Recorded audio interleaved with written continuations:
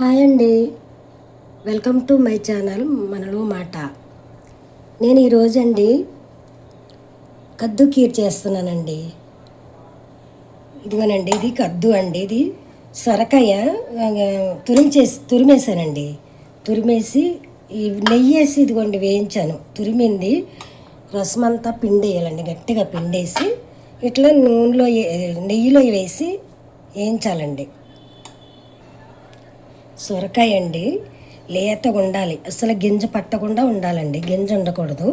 లేతగా ఉన్నది తీసుకుని శుభ్రంగా తురిమేసి అది మొత్తం రసమంతా పిండేయాలండి.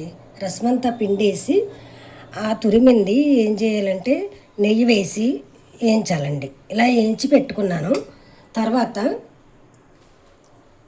ఇదిగోండి సగ్గు బియ్యము నానబెట్టుకున్నాను, ఒక గంట ముందు నానబెట్టుకున్నాను. అదిగోండి స్టవ్ మీద పెట్టాను, ఉడుకుతున్నాయి. చిన్న సొరకాయలు 2 తీసుకున్నానండి, కొంచెమే అయ్యింది. దాంట్లోకి ఇంకా గుప్పుడు నేను సగ్గు బియ్యం తీసుకున్నానండి, గుప్పుడు సగ్గు బియ్యం. కీరికి కావాల్సిన ఇంగ్రీడియంట్స్ అండి: పాలు 1 లీటర్ తీసుకున్నాను. తర్వాత షుగర్ అండి, మనకి స్వీట్ ఎంత కావాలో అంత షుగరు. ఇలాచీ పౌడర్ అండి చేసి పెట్టుకున్నాను.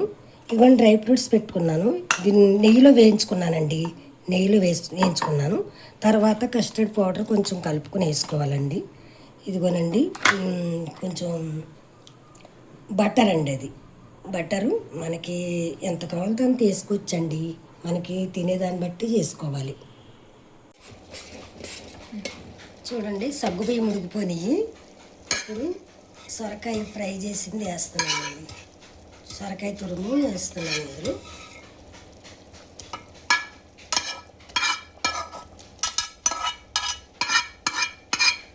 నెయ్యిలో వేయించాను కదా,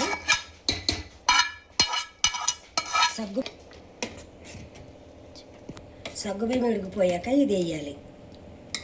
ఇది వేసాక ఒక 5 నిమిషాలు ఉడకనిచ్చి ఇప్పుడు పాలు వేద్దామండి. చూడండి పాలు వేస్తున్నాను.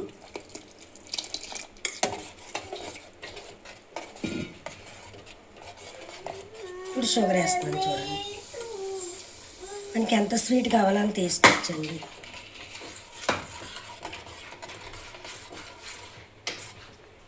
ఇలాచీ పౌడర్ వేస్తున్నాను. చూడండి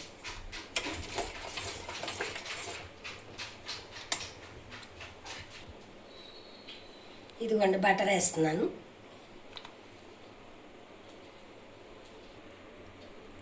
ఇదిగోనండి కొంచెం కస్టర్డ్ పౌడర్ పాలలో కలిపి వేస్తున్నానండి, చల్లటి పాలలో కలిపి వేస్తున్నాను. ఇవ్వనండి డ్రై ఫ్రూట్స్ నేతిలో వేయించాను కదా, వేస్తున్నానండి.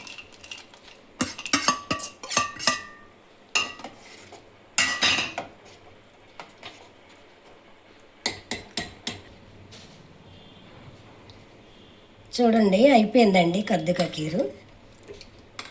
ఇలా ఉండగా బంద్ చేసుకోవాలండి, కొంచెం చల్లారాక కొంచెం దగ్గరగా అవుతుంది. ఇలా ఉండగా బంద్ చేసుకోవాలి. ఓకేనండి, థ్యాంక్ యూ అండి. మీరు అందరూ ఇట్లా చేసుకోండి, చాలా బాగుంటుంది. బాయ్ అండి.